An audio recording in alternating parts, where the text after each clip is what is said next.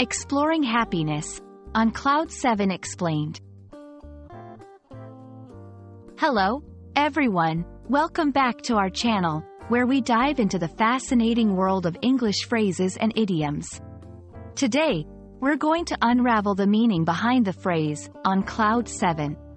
This might sound a bit unfamiliar at first, as you're probably more accustomed to hearing, on Cloud 9. But don't worry, we're here to explore this interesting expression together, so you can understand its use and maybe even incorporate it into your English conversations. Let's get started. The phrase, on Cloud 7, is a less common variant of the more popular idiom, on Cloud 9, which means feeling extremely happy or elated. But why Cloud 7? Historically, the specific number associated with the cloud has varied, with different cultures and authors choosing different numbers to denote this state of happiness.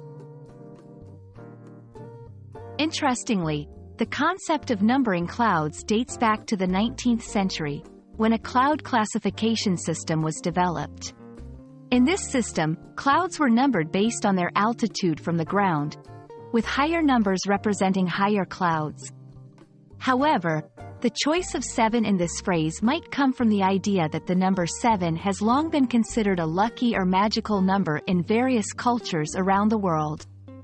Thus, being on Cloud 7 implies a slightly less euphoric state than Cloud 9, but still denotes a sense of well-being and contentment. On Cloud 7 can be used in various contexts to express happiness, satisfaction, or contentment, albeit to a slightly lesser degree than on Cloud 9. Here are a few examples of how you can use this phrase. After receiving the news of his promotion, Jake was on Cloud 7 for days. Seeing her granddaughter graduate made Mrs. Thompson feel like she was on Cloud 7. Completing the marathon left him on Cloud 7, proud of his achievement. It's important to note that while on Cloud 7 is understandable, the more common phrase, on Cloud 9, is preferred in most situations. However, using on Cloud 7 can add a unique touch to your expression, showing an intricate understanding of English idioms.